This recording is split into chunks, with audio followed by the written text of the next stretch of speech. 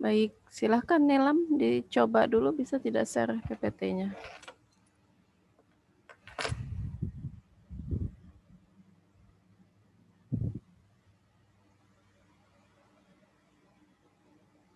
Izin Bu, sudah muncul? Ya, sudah muncul. Baik, saya persilahkan berarti kepada kelompoknya Nilam dan Fatmawati untuk menyampaikan atau untuk menjelaskan materinya hari ini. Saya persilahkan, silakan siapa yang bertugas. Assalamualaikum warahmatullahi wabarakatuh. Waalaikumsalam warahmatullahi wabarakatuh. Kami dari kelompok 9 ingin mempresentasikan pemeliharaan kesehatan untuk anak SD yang akan dipaparkan oleh teman saya Nilam. Waktu dan tempat saya persilahkan. Baik, sebelumnya saya ucapkan terima kasih kepada teman saya Fatmawati yang sudah mempersilahkan saya untuk menyampaikan terkait materi dari kelompok 9, yaitu dengan judul pemeliharaan kesehatan untuk anak sekolah dasar.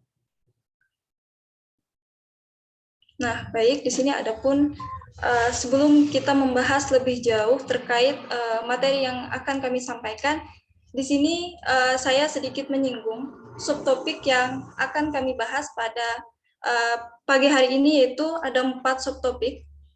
Yang pertama yaitu mengenai kesehatan anak SD, yang kedua jenis penyakit menular, dan yang ketiga yaitu jenis penyakit tidak menular, dan yang terakhir yaitu bagaimana pencegahan dari penyakit menular dan tidak menular ini.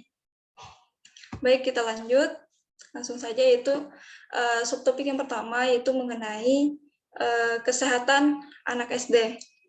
Nah, jadi ketika kita berbicara kesehatan anak SD, pasti yang terlintas di pikiran kita bahwasanya kesehatan anak SD ini adalah pendidikannya hanya ada di sekolah saja. Namun sebenarnya di sini tidak hanya peran dari pihak sekolah saja, tetapi peran dari keluarga itu juga sangat penting dalam yang namanya pendidikan untuk kesehatan anak sekolah dasar. Nah, jadi seberapa penting sih atau apa sih tujuan dari kesehatan anak sekolah dasar ini? Nah, jadi tujuan dari adanya pendidikan kesehatan anak sekolah dasar ini adalah semata-mata agar peserta didik ini memiliki sikap disiplin. Tentunya disiplin ini merujuk kepada yang namanya sikap sehat ya, yang sudah dididik sejak dini. Nah, maka di sini perlunya pendidikan kesehatan anak sekolah dasar. Nah, terus bagaimana cara kita menerapkan agar peserta didik ini memiliki perilaku hidup sehat sedari dini? Tentunya yaitu melalui pemahaman dan pengalaman gaya hidup. Nah, adapun pemahaman dan pengalaman gaya hidup ini bisa dilakukan oleh pihak sekolah dan keluarga. Nah, disinilah pentingnya peran dari sekolah dan pendidikan di keluarga. Nah, apa saja pemahaman dan pengalaman gaya hidup yang bisa kita berikan kepada ini lagi ada kendala.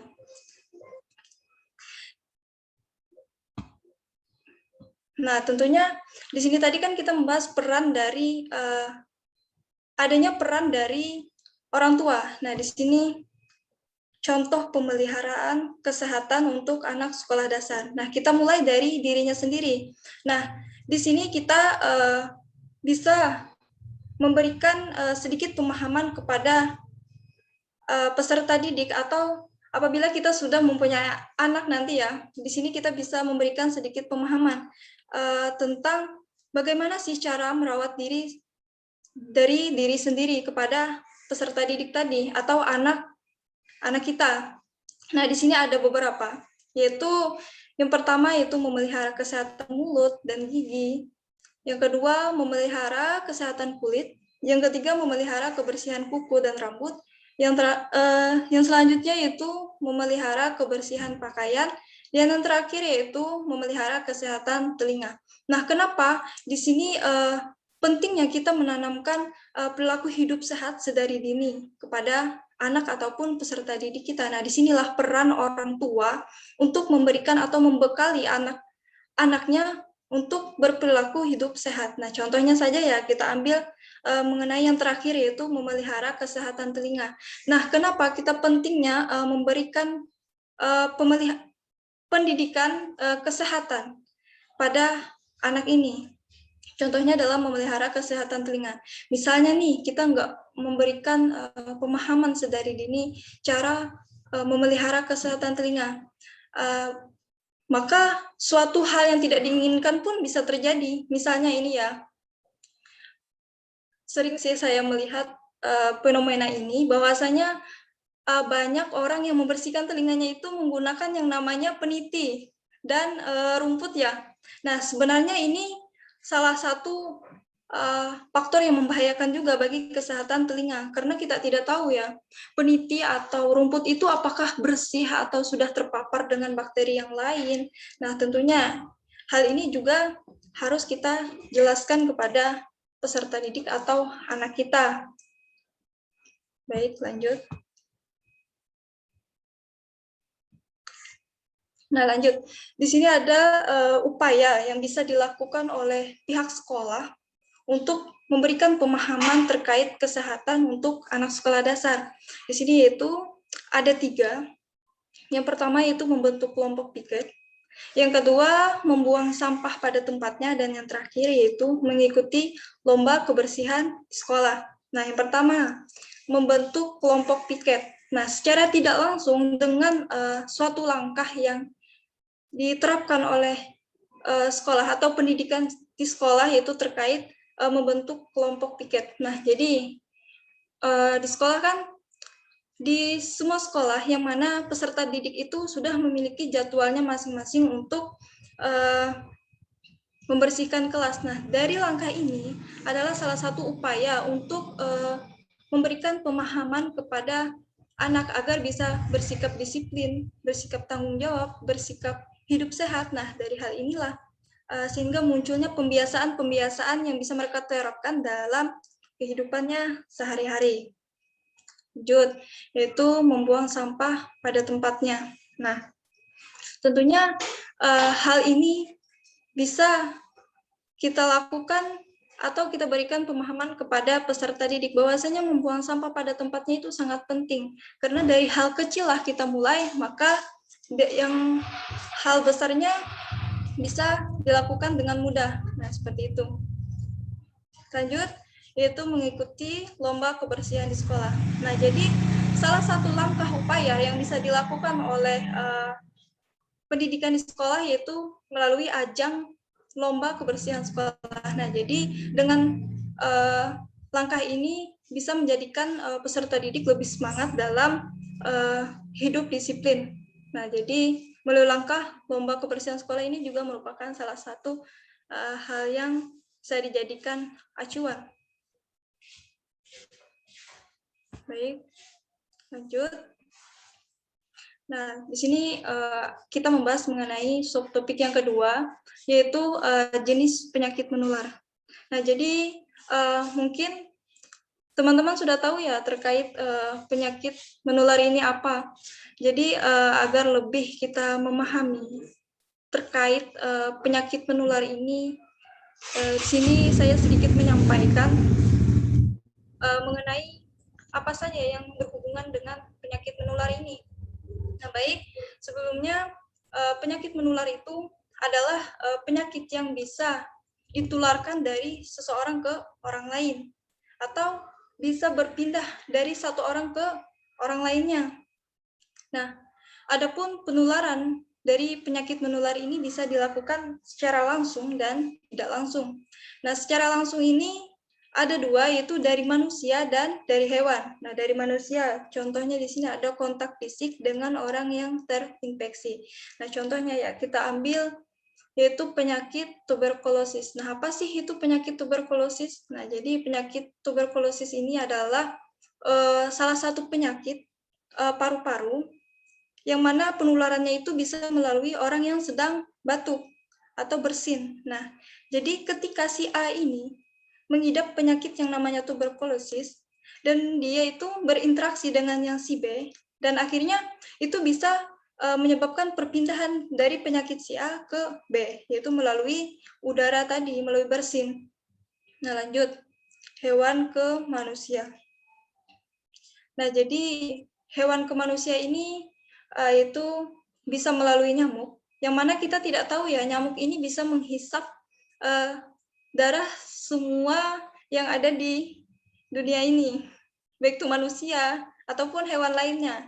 Jadi kita tidak tahu bahwasanya nyamuk ini menghisap darah siapa saja, apakah darah orang yang sedang mengidap penyakit atau tidak. Nah, apabila nyamuk ini mengisap darah orang yang sedang mengidap penyakit, maka apabila ia mengisap darah orang lain, itu bisa menyebabkan yang namanya penularan juga. Lanjut, yaitu secara tidak langsung, yaitu bisa melalui perantara benda-benda yang telah terkontaminasi. Misalnya, jadi si A ini tadi kan sedang mengidap penyakit tuberkulosis. Nah, ia bersin. Tapi setelah bersin, ia memegang benda-benda yang ada di sekitarnya, misalnya memegang tangga atau benda-benda lainnya. Nah, dan akhirnya yang B ini memegang juga benda itu. Maka ini dinamakan dengan penularan secara tidak langsung. Nah, di sini lanjut. Ada jenis-jenis penyakit menular. Nah, di sini saya mengambil beberapa contoh terkait jenis-jenis penyakit menular. Di sini ada ISPA, diare, TB atau tuberkulosis tadi. Nah, jadi ISPA ini adalah penyakit saluran pernapasan atau bisa juga ke paru-paru atau tenggorokan seseorang. Lanjut, yaitu penyakit diare, yang mana diare ini adalah penyakit gangguan buang air besar. Biasanya ini muncul karena seorang itu tidak menerapkan hidup sehat. Lanjut, tuberkulosis. Nah, jadi tuberkulosis ini ia menyerang paru-paru juga, tapi perbedaannya dengan ISPA adalah tuberkulosis ini juga menyerang yang namanya tulang atau sendi seseorang. Nah, jadi itu perbedaan antara tuberkulosis dan ISPA.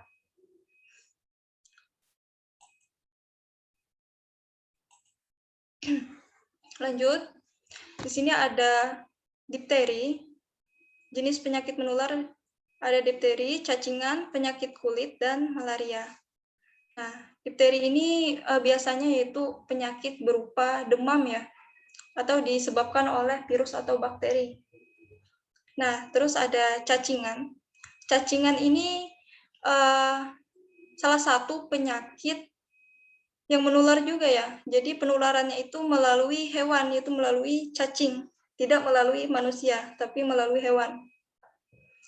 Terus penyakit kulit. Nah, penyakit kulit ini bisa berupa kudis ataupun kurap. Nah, ini penularannya yaitu melalui virus atau berupa bakteri. Lanjut, di sini ada malaria, yang mana malaria ini seperti saya sudah jelaskan tadi, bahwasanya penularannya yaitu melalui hewan nyamuk. Nah, lanjut. Itu jenis penyakit tidak menular. Nah, di sini saya mengambil beberapa contoh mengenai jenis penyakit tidak menular, yaitu di sini ada penyakit jantung, stroke, kanker, dan diabetes mellitus atau diabetes kronis ya. Nah, penyakit jantung. Nah, jadi penyakit jantung ini adalah salah satu penyakit yang tidak menular. Jadi apabila kalian berinteraksi dengan orang yang sedang memiliki penyakit jantung, itu aman, karena penyakit ini tidak bisa ditularkan dari seorang ke orang lain. Begitu juga dengan penyakit stroke dan penyakit kanker serta diabetes mellitus. Itu mereka tidak bisa menyebar ke orang A ke orang B, karena mereka ini salah satu penyakit yang tidak bisa menular ya. Nah, lanjut.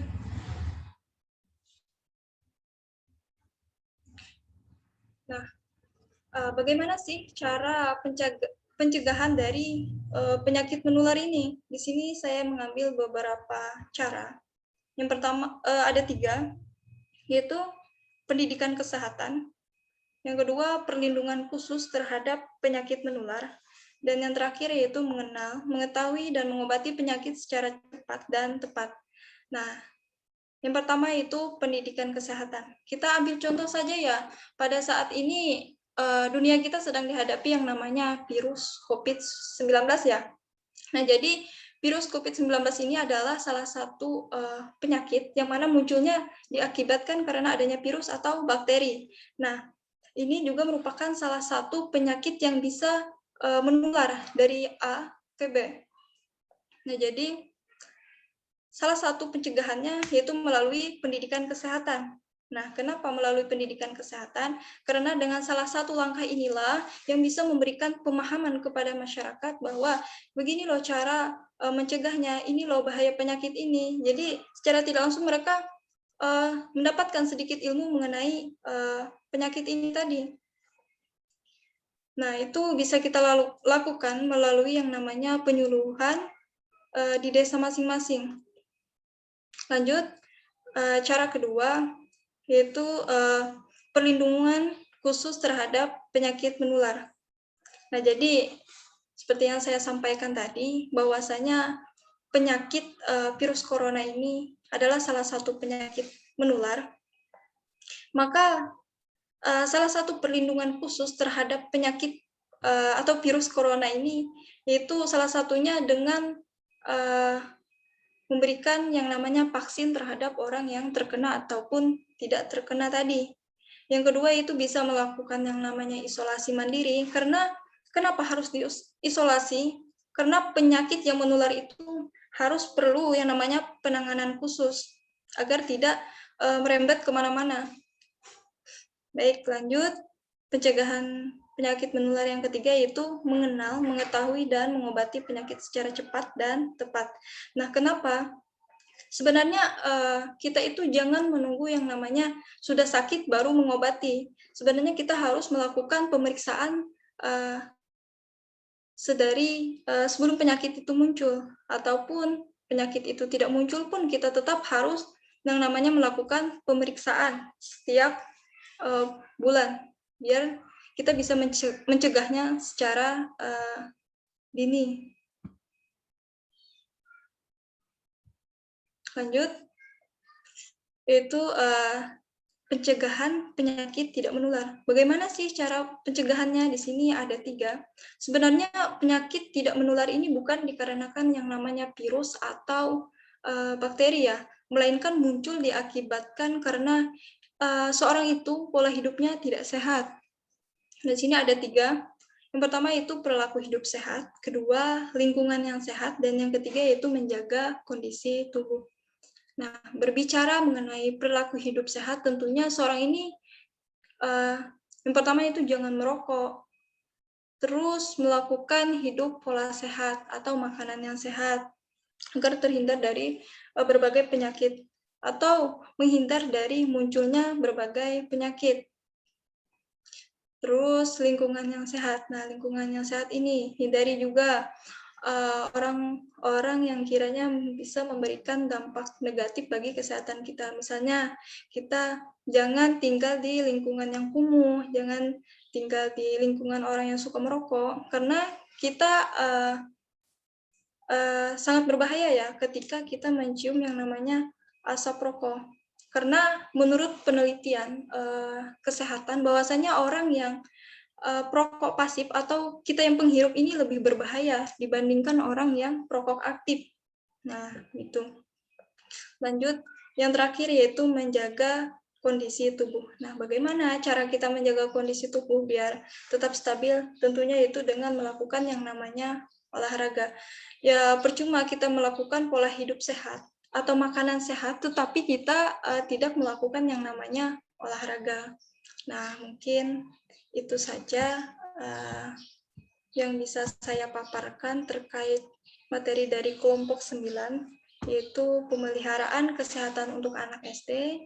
Mungkin sekian dari saya kembalikan kepada moderator.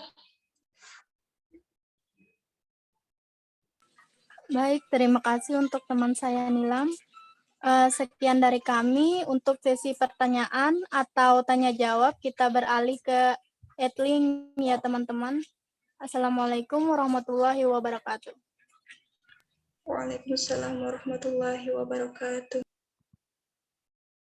Baik, terima kasih banyak tadi kepada kelompoknya Nilam dan Fatmawati. Tadi sudah panjang lebar dijelaskan ya terkait hal-hal yang harus dilakukan untuk menjaga kesehatan, kenapa harus menjaga kesehatan dan sebagainya. Terlebih nanti ketika kalian berperan sebagai guru SD, tentunya nanti kalian memiliki peran yang sangat besar ya untuk nanti harapannya dapat menyampaikan kepada anak-anak murid kalian karena memang anak SD itu sangat rentan terhadap berbagai macam penyakit. Makanya sampai sekarang IDI, Ikatan Dokter Indonesia itu tidak menganjurkan untuk sekolah itu dibuka ya semasa-masa pandemi COVID ini karena memang ya anak-anak itu sangat mudah tertular dan juga memang kadang mereka ya tidak paham terkait penyakit terlebih corona ini ya mereka tidak paham kenapa harus ini dan sebagainya. Kenapa kalau misal lewat pegangan tangan bisa tertular ya. Jadi ya memang itulah kenapa juga kalian perlu mempelajari materi ini. Mengingat ya sangat penting perannya nanti ketika kalian sudah menjadi guru ataupun nanti ketika kalian sudah PPL itu bisa mengetahui secara langsung bagaimana sih peran kalian nantinya. Baik, supaya mempersingkat waktu, hari ini tidak banyak yang hadir ya, hanya 17 orang. Baik, untuk mempersingkat waktu, kita lanjutkan di @link. Silahkan nanti jika ada yang mau ditanyakan, disampaikan di @link. Meskipun daring, semoga tetap semangat karena memang situasi kita seperti ini. Semoga tidak mengurangi esensi dari hal-hal yang harus kalian pahami pada mata kuliah ini. Saya akhiri dulu sampai di sini. Wassalamualaikum warahmatullahi wabarakatuh. Waalaikumsalam warahmatullahi wabarakatuh.